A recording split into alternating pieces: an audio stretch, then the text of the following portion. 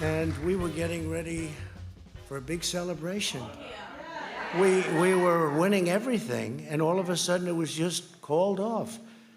The results tonight have been phenomenal, and we are getting ready. I mean, literally, we were just all set to get outside and just celebrate something that was so beautiful, so good, such a vote, such a success. My name is Ben Burgis. This is Give Them an Argument. A while later, I am going to be speaking to Daniel Bestner about an article that he wrote for Jacobin about a really weird incident about some war games in 2002. At the end of the episode, of course, there's Outlaws and Revolutionaries with the great David Griscom. But right now, I am joined by Adam Proctor, who is the host of Dead Pundit Society, and real heads may know that I used to be a co-host of the Dead Pundit Society, and even though I've been resurrected, I'm a living pundit now. Adam is a good friend and close comrade, and somebody I really wanted to talk with about what I want to get into for the next little while, which is all of the horrible shit that has happened this year from the perspective of the left and the terrible place that we're in, and how to maybe navigate the balance between not lapsing into counterproductive nihilism and also not sounding like the voice you just heard, which would be the President of the United States, Donald Trump, reacting to losing an election by saying that it was very tremendous and that he won, which is honestly what a lot of the left sounds like to me from our perspective. So how are you doing today, Adam? I'm doing okay. I gotta say, pardon the trip down memory lane and the shot to the feels, but my God, if our late friend Michael Brooks could be here to clown and cuck this man following his very public loss. Pour one out for Michael. That's the first thing that I thought about when I saw that clip. But, lots to be excited about, lots to be nervous about as the days go on. My excitement about Trump's very public and embarrassing demise wanes as we see the sort of cabinet, likely cabinet picks and the transition team that's being assembled by Biden. It looks like the same old shit, doesn't it? It does, yeah. So Bernie was very publicly angling for the labor secretary position. In fact, I think I just saw he's got like the Sunrise Movement, like doing like campaigning for him for labor secretary. And that does, I think it's been made very clear that's not going to happen. There have been stuff all over mainstream media saying that it's very clear that they're not going to do that, right? Which a smarter version of Biden actually might neutralize him, but they're not going to. Elizabeth Warren was angling equally openly for Treasury Secretary, but again, it's been made pretty clear that's not going to happen, which is sad. That you're going to do all that to shiv the left and ingratiate yourself to the party establishment, and they're still going to leave you out in the cold. Meanwhile, the list of names, of course, we don't actually have appointments yet, but the list of names that we know have been vetted include people like Rick Snyder, who's the former Republican governor, or not Rick Snyder, sorry.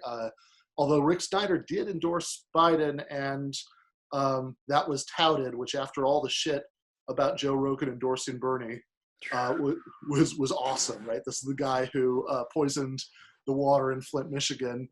And, I don't know that I'd give up my death penalty abolitionism for him, but God, I'd be tempted. But John Kasich, the notoriously union-busting former governor of Ohio, is on the list of people who've been vetted by the transition team for possible cabinet positions. Charlie Dent, who's a Republican congressman who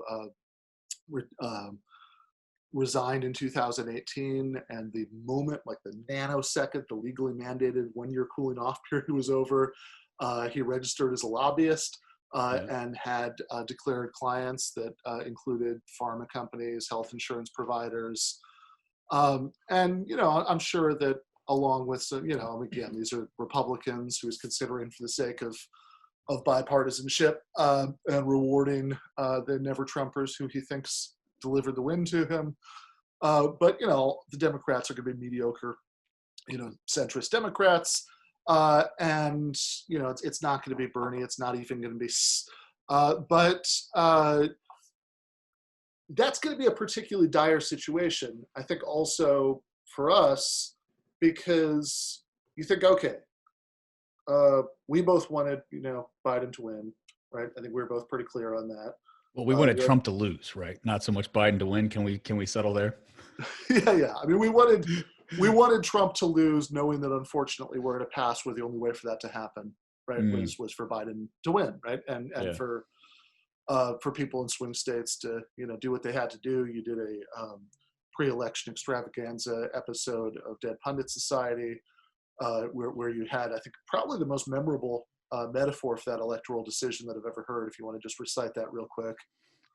Which one was that? I don't know. I'm sort of fly off the seat of my pants most of the time when I'm on the mic. So I think that you were quoting Adolph Reed using this metaphor, but I think he was getting it from some old movie. Oh yeah. So Dr. Reed has this amazing story from a totally not PC, totally not woke moment from a movie, I think in the 1970s. And it was something to the effect of, like, he was talking, the main character was a sort of like this very shy, now this is a secondhand telling of a movie that I've never seen, so bear with me here, but the metaphor is important. This kind of lovesick, heartsick guy who's kind of he's a bit of a virgin, not a Chad, and I'm not sure if he is a real virgin in the movie, but he's kind of scared of women, scared of sexual interaction, and he befriends this prostitute, the sex worker, and they're having a conversation about sex, and at one point she apparently, according to the good Professor Adolf, says something to the effect of, I'm going to fuck this up, Ben. What is it? It's you care about it so much. So I care about it so little that I'll do it with anyone. Right. And you, the main character, care about it so much that you won't do it with anybody.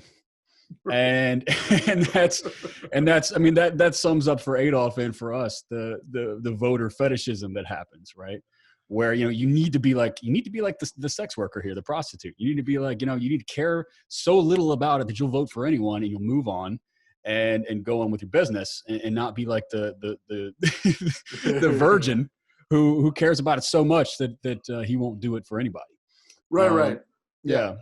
Yeah, because instead of seeing voting as this profoundly weighted act, that which I think is what's implicit, is how I would never vote for Joe Biden or whoever, right? I would never vote for that person. Which, whatever, self-criticism, that's me, right? In some other elections in the past, that I was far too unchaddish about this, but. Rather than saying promiscuous. That, right? Yeah. So you say, look, let's just just treat it like you have a choice about as what it is, right? You have a choice about what horrible thing is going to happen, and so you pick the horrible thing that you think you're most likely to survive, or you think is most likely to go well for you, and for a variety of reasons, having a centrist Democrat in office is probably that, right? For the electoral context, that having that a centrist Democrat, like Biden, is certainly, to put on the commie hat, right? Probably a old fur hat with a faded red star on it, right? Certainly a class enemy. But not all class enemies are created equal, and they're going to pursue a different strategy for managing the system on behalf of capital. And there are both some concrete reasons and some discursive reasons why this is a fight that would seem better for us, right? That the concrete reasons have to do with things like, what Paul Prescott laid out in his article in Jacobin about the National Labor Relations Board, and the way that Trump has appointed hardcore union busters to those positions who were really aggressively crusading to stamp out what's left of collective bargaining in this country. And again, we have a better chance of surviving, the labor movement surviving the sort of softer co-optation strategies of the Democrats. And the discursive reasons have to do with the fact that if in a fight between everybody else and right-wing Republicans, the left can sort of seem like, oh, maybe irrelevant, or maybe we could make our case that we would do a better job of fighting them than liberals would, but then people doubt that, and they worry that we're just getting in the way of that. Whereas a fight between centrist Democrats and the left seems much more advantageous to us. I agree with all that. Yeah. But, and so we in essence, to put it in short, what you just said there, like we need to squash this Trump derangement syndrome, because it's a terrible soil on which for the left to act on, isn't it? It is. I mean, and really, I think a sign of how terrible a soil it is what's been happening in the last week or so, which is that while some of us are desperate to finally move on to talking about Biden and how bad the incoming Biden administration is going to be, what I certainly see, every day on my Twitter feed, for whatever that's worth, is constant and unhinged alarmism about how Trump is going to stage a military coup or start a civil war, that fascism is going to be, imposed sometime between now and January 20th. The only person that has anything to worry from Trump at this point in time, as far as I'm concerned, is Roger Ailes. Because I think Trump might be serious about trying to challenge the supremacy of Fox News after this.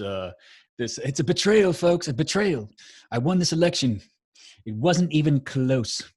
But I don't know. We'll see. We'll see what comes. Yeah, right. I mean, Ailes does have something to worry about from Trump, and I think it is entirely possible that Trump does some sort of strange, sad president in exile shtick for the next 4 years, and whatever. I mean, I think that could be an effective shtick for fundraising from the faithful, and if he spends the next 4 years floating the idea that maybe he'll run again, that could really screw things up for other Republicans who want to run in 2024.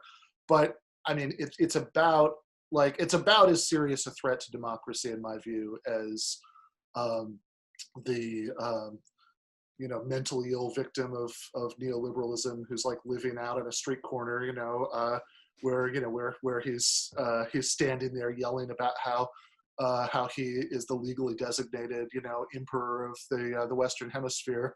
It's no, I mean, this isn't, I think that Trump is not going to do anything. I mean, he's going to do the lawsuits, right? Which he has been doing. I'm not going to add to the 10,000 jokes that have been made about the total landscaping.